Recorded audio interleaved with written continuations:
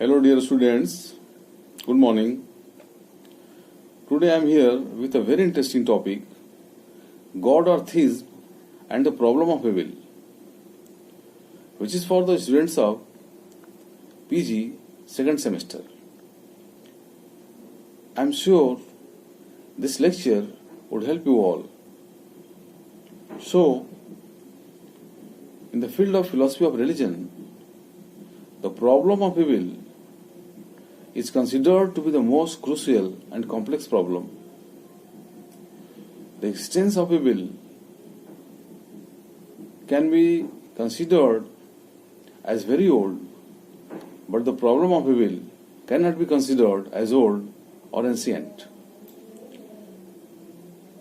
इसी क्रम में स्टूडेंट्स, जब हम एनिमेटिज्म या प्राणवाद की चर्चा करते हैं तो देखते हैं कि प्राणवाद अशुभ की सत्ता को तो स्वीकार करता है, किंतु उसके लिए अशुभ कोई अबूझ पहेली नहीं है। प्राणवाद शुभ और अशुभ का कारण क्रमशः अच्छी और बुरी शक्तियों को मानता है। इसी प्रकार टोटमवाद के लिए भी अशुभ कोई समस्या नहीं है। इसके अनुसार मृत पूर्वज प्रेतात्मा के रूप में विचरण करते रहते हैं तथा उनकी प्रसन्नता से शुभ तथा प्रसन्नता से अशुभ की प्राप्ति होती है। जब हम पॉलिथिज्म अर्थात अनेकेश्वरवाद की चर्चा करते हैं तो देखते हैं कि शुभ का कारण शीष देवता को माना जाता है तथा अशुभ का कारण विनाशकारी देवता को माना जाता है। इसी प्रकार द्वैतवाद, पारसी धर्म तथा सांख्य दर्शन के लिए भी अशुभ कोई समस्या नहीं है। द्वैतवाद शुभ का कारण देवता को मानता है तो अशुभ का कारण शैतान को मानता है। इसी प्रकार पारसी धर्म में यहुर्मजदा को शुभ का प्रतीक माना गया है तो अहिरमन को अशुभ का। सांख्य दर्शन में पुरुष को सर्वथा शुभ माना गया है तथा उसे शुद्ध, नित्य, मुक्त और चैतन्य कहा गया है। साथ ही प्रकृति को अशुभ घटनाओं के मूल में देखा जाता है। हिंदू धर्म का देव और राक्षस, इस्लाम का खुदा और शैतान तथा प्लेटो का जड़ और चेतन, इसी प्रकार अरस्तु का उपादान और स्वरूप अशुभ की समस्या को उभरने ही नहीं देते हैं। जब हम पैंथिज्म की चर्चा करते हैं तथा सर्वेश्वरवाद की चर्चा करते हैं तो देखते हैं कि सर्वेश्वरवाद अशुभ को अवास्तविक कहता है और इसे शुभ का एक अंग मानता है। परमार्थ ज्ञान के उदय होने पर मनुष्य शुभ और अशुभ दोनों के ऊपर उठकर स्थित प्रज्ञ हो जाता है। पैंथिज्म का ईश्वर निर्गुण और निर्वैयक्तिक होने के कारण शुभाशुभ सभी गुणों से ऊपर है। इसी प्रकार प्रकृतिवाद न तो किसी घटना को शुभ परक मानता है और न ही अशुभ परक। इसके अनुसार शुभ और अशुभ प्रत्येक घटना में विद्यमान होते हैं। जब हम एथिज्म अर्थात अनिश्वरवाद की चर्चा करते हैं तो देखते हैं यह सिद्धांत पूरी तरह से नास्तिक है और अशुभ की समस्या से अछूता है। स्टूडेंट्स, इस प्रकार हम देखते हैं कि अशुभ की समस्या का सामना ईश्वरवाद को करना पड़ता है जो सगुण और व्यक्तित्वपूर्ण ईश्वर को प्रतिष्ठित करता है। थीज्म या ईश्वरवाद के अनुसार ईश्वर परम शुभ, सर्वज्ञ और सर्वशक्तिमान है। समान से ही समान की उत्पत्ति होती है, अतः सर्वोच्च शुभ ईश्वर से अशुभ की उत्पत्ति नहीं समझाई जा सकती। आखिर अशुभ का कारण कौन है? ईश्वर तो हो नहीं सकता क्योंकि वह परम शुभ है। अतः शुभ के कारण के रूप में किसी ईश्वरेतर सत्ता को स्वीकार करना आवश्यक हो जाता है। किंतु यहाँ प्रश्न उठता है कि यदि कोई ईश्वरेतर सत्ता है तो फिर द्वैतवाद की पुष्टि होगी और इस प्रकार दो सत्ताएं एक दूसरे को सीमित करने लगेंगी। अतः ईश्वर परिमित सिद्ध होगा और परिमित ईश्वर ईश्वरवादियों को स्वीकार नहीं है। पुनः यदि ईश्वर अशुभ को दूर करने में अशक्त है तो उसे सर्वशक्तिमान कहना अनुचित होगा। जैसा कि हम जानते हैं कि विश्व में अशुभ की सत्ता सर्वानुभूत है। यदि ईश्वर को उत्पत्ति के पूर्व ऐसे जीवों का पूर्व ज्ञान नहीं था जो विश्व में आकर अशुभ पैदा करते हैं तो उसे सर्वज्ञ ऑमनिसाइंट कहना तर्कसंगत नहीं होगा। यदि ईश्वर को ऐसे जीवों की गतिविधि के विषय में पूर्व ज्ञान था और जानबूझकर उसने विश्व में अशुभ पैदा करने के लिए जीवों को भेज दिया है तो फिर उसे दया, करुणा और अपरिमित प्रेम का आधार कैसे कहा जा सकता है? In the same context, it becomes important to mention the known presentation by the Greek philosopher Epicurus, which was also made popular by David Hume. He says, "Is God willing to prevent evil, but not able? Then he is not omnipotent. Is he able but not willing? Then he is malevolent. Is he both able and willing? Then from whence comes evil?" अर्थात यदि ईश्वर अशुभ को दूर करना चाहता है फिर भी अभी तक दूर नहीं कर पाया है, तो क्या वह असमर्थ सिद्ध नहीं होगा? यदि समर्थ होने पर भी वह उसे दूर नहीं करना चाहता, तो क्या वह अनिष्टकारी सिद्ध नहीं होगा?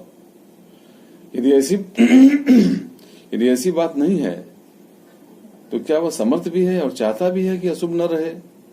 तो फिर अशुभ क्यों है? इनमें से किसी भी पक्ष को स्वीकार करने पर ईश्वर के ईश्वरत्व की हानि होती है। अतः ईश्वरवाद सर्वोच्च शुभ ईश्वर के आधार पर विश्व में अशुभ की व्याख्या नहीं कर सकता। स्टूडेंट्स, जैसा कि हम जानते हैं कि अशुभ की समस्या के समाधान के लिए ईश्वरवादियों ने कुछ तर्क प्रस्तुत किए हैं। इसमें से पहला तर्क है, वस्तुतः अशुभ का अनस्तित्व है। कहा जाता है कि अशुभ अज्ञान का परिणाम है। परमार्थिक दृष्टि से देखने पर विश्व में अशुभ का कहीं भी दर्शन नहीं होता है, क्योंकि ईश्वर स्वयं परम शुभ है और इस आधार पर ईश्वर द्वारा सृष्ट विश्व की सभी घटनाएं शुभ परक सिद्ध होती हैं।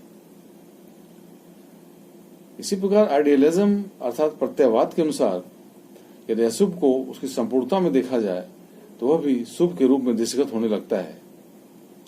आइडियलिज्म के अनुसार संपूर्ण विश्व सर्वग्राही सामंजस्यपूर्ण व्यवस्था है और अशुभ की सत्ता को स्वीकार करने से सामंजस्यपूर्णता पर आघात लगता है। जैसे ब्रेडले और बोसांके ने अशुभ को प्रतिभास माना है, इसी प्रकार अगस्टाइन और लाइबनिज ने अशुभ को मानव की आंशिक दृष्टि का परिणाम कहा है। जब हम भारतीय दर्शन की चर्चा करते हैं तो देखते हैं कि शंकराचार्य अशुभ को मायाकृत मानते हैं। उनकी दृष्टि में अशुभ न आदि में है और न अंत में है, यह मध्य में है, अर्थात जो केवल मध्य में है वह मिथ्या है, अनरियल है। अतः अशुभ मिथ्या है। मिथ्या का बोध ज्ञान से संभव है। ज्ञान बाध्यत्वम मिथ्यात्वम। दूसरा पॉइंट है, अशुभ अपूर्ण शुभ है। जैसे सब संग्राहित दृष्टि से देखने पर अशुभ शुभ के अनिवार्य अंग के रूप में प्रतीत होने लगता है, जबकि विकसित नैतिक दृष्टि अशुभ को अपूर्ण शुभ के रूप में ही देखती है। थर्ड पॉइंट है, अशुभ को शुभ का प्रशिक्षक माना जाता है। अशुभ मानव को शुभ की शिक्षा देता है। मानव का नैतिक विकास हो, इस उद्देश्य से ईश्वर को भौतिक अशुभ की व्यवस्था करनी पड़ती है। वस्तु ईश्वर मनुष्य को अशुभ के चंगुल में नहीं फंसाना चाहता। उसने अशुभ की व्यवस्था इसलिए की है कि मनुष्य अशुभ और शुभ का तुलनात्मक अध्ययन करके शुभ का वर्णन कर सके और सत्संकल्पी जीव बनकर विकास पथ पर अग्रसर होता रहे। स्टूडेंट, चौथा पॉइंट है, अशुभ शुभ प्राप्ति का साधन है। असफलता वास्तव में सफलता की कुंजी मानी जाती है। कठिनाइयों का सामना करने से ही चरित्र में निखार आता है। टेनेंट महोदय का मानना है, यदि विश्व का अध्ययन उसके संपूर्णत्व में किया जाए तो अशुभ शुभ के विकास का अनिवार्य उपफल सिद्ध होता है। पांचवा पॉइंट है, प्राकृतिक अशुभ नैतिक अशुभ के दंड विधान के रूप में। नैतिक शुभ संकल्प स्वातंत्र के दुरुपयोग का परिणाम है। ईश्वर ने मनुष्य को संकल्प स्वातंत्र इस उम्मीद से प्रदान किया है कि वह उसका सदुपयोग करके अंत में सत्संकल्पी जीव बन सके। संकल्प स्वातंत्र का दुरुपयोग करने वाले व्यक्ति को दंडित करने के उद्देश्य से ईश्वर ने प्राकृतिक अशुभ की व्यवस्था की है, जैसे महावृष्टि, अनावृष्टि तथा महामारी इत्यादि प्राकृतिक अशुभ माना जाता है। या फॉर टेनेंट को यहाँ पे उद्धृत करना आवश्यक है। या for tenant said further, man himself does not deem his suffering to be an excessive price to pay for the dignity of his ethical status once he recognizes physical evil to be inevitable in a moral world। अब हम छठे point पर चर्चा करेंगे, जो है नैतिक अशुभ संकल्प स्वातंत्र के दुरुपयोग का परिणाम है। संकल्प स्वातंत्र का सदुपयोग करके मनुष्य सत्संकल्पी जीव बन जाए, यही सृष्टि का मूल प्रयोजन है। यदि नैतिक शुभ संकल्प स्वातंत्र के सदुपयोग का परिणाम है, तो नैतिक अशुभ संकल्प स्वातंत्र के दुरुपयोग का। मनुष्य चाहे तो संकल्प स्वातंत्र का सदुपयोग करे अथवा दुरुपयोग करे, क्योंकि वह स्वतंत्र इच्छा युक्त है। ईश्वर ने मनुष्य को स्वतंत्रता दी है, वह चाहे तो शुभ का वर्ण करे अथवा अशुभ का। विश्व न तो अच्छा है और न ही बुरा है। विश्व को अच्छाई और बुराई के मूल में मनुष्य की क्रमशः अनुकूल और प्रतिकूल वेदना है। अनुकूल वेदनीयम सुखम, प्रतिकूल वेदनीयम दुखम। ईश्वर शुभाशुभ की अनुभूति से सर्वथा परे है। मानव द्वारा सृष्ट नैतिक अशुभ ईश्वर की विश्व योजना को बिगाड़ने में समर्थ नहीं है। इस प्रकार नैतिक अशुभ से न तो ईश्वर का ईश्वरत्व प्रभावित होता है और न ही मूल धन पर कोई आंच आती है। इसी प्रकार स्टूडेंट, सातवां पॉइंट है, अशुभ के आधार पर अदृष्ट जीवों की सत्ता प्रमाणित की जा सकती है। अर्थात जो जीव अदृष्ट हैं, उनकी सत्ता प्रमाणित की जाती है अशुभ के आधार पर। और आठवां पॉइंट है, अशुभ शुभ को मूल्यवान बनाता है। अशुभ के कारण ही शुभ जो हैं मूल्यवान बनते हैं। स्टूडेंट्स, अब हम अपने चर्चा के अंत में कह सकते हैं कि अशुभ अर्थात इविल मानवीय मूल्यों को मूल्यवान बनाता है। असत्य, हिंसा, चोरी, व्यभिचार, परिग्रह और बेईमानी क्रमशः सत्य, अहिंसा, अस्तेय, ब्रह्मचर्य, अपरिग्रह अर्थात त्याग और ईमानदारी को मूल्य प्रदान करते हैं। यदि उत्पात न हो तो क्षमा निर्मूल्य हो जाएगी। निराशा से ही आशा फूटती है। मनुष्य संसार को दुख में पाकर कुछ समय के लिए निराश जरूर हो जाता है, और इस निराशा से उसे संसार का सही ज्ञान होता है। वह जीवन के प्रति सचेष्ट हो जाता है और संसार से ऊपर उठकर आध्यात्मिकता के रूप में परम लक्ष्य की खोज करके जीवन में शांति, स्थिरता और आनंद का अनुभव करने लगता है। अंधकार से प्रकाश, पाप से पुण्य, अज्ञान से ज्ञान, अन्याय से न्याय, अधर्म से धर्म, व्यवहार से परमार्थ, दुराचार से सदाचार, अकर्मणता से कर्मठता और अनैश्वर्य से ऐश्वर्य मूल्यवान बनते हैं। दया, करुणा, क्षमा और परोपकार की प्रतिष्ठा समाज में इसलिए है कि वहां गरीबी और शोषण का भी अस्तित्व है। हम गरीब को ही दान देते हैं और निर्बल की प्रताड़ना से दया से द्रवित हो जाते हैं। जिस प्रकार हम जानते हैं कि अग्नि में तपे बिना स्वर्ण में चमक नहीं आती, उसी प्रकार अशुभ से लड़े बिना मनुष्य सत्संकल्पी नहीं बन सकता। रावण, जो कि अशुभ का प्रतीक था, उससे लड़कर ही राम ईश्वर बने। कंस से लड़कर कृष्ण प्रभु बने और डोम के घर बिककर ही राजा हरिश्चंद्र सत्यवादी कहलाए। स्टूडेंट्स, आज हम लोगों ने ईश्वरवाद और अशुभ की समस्या पे गंभीरतापूर्वक विचार किया। अब हम अपने अगले लेक्चर के माध्यम से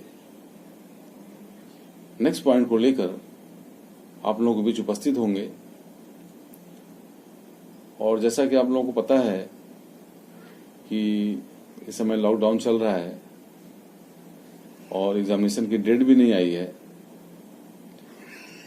इसलिए आप लोग एग्जामिनेशन को देखते हुए या उसका पता करते रहिए और साथ ही साथ अपनी तैयारियों पर ध्यान दीजिए ताकि एग्जामिनेशन ठीक से बीते। ठीक है स्टूडेंट्स, इसी के साथ धन्यवाद।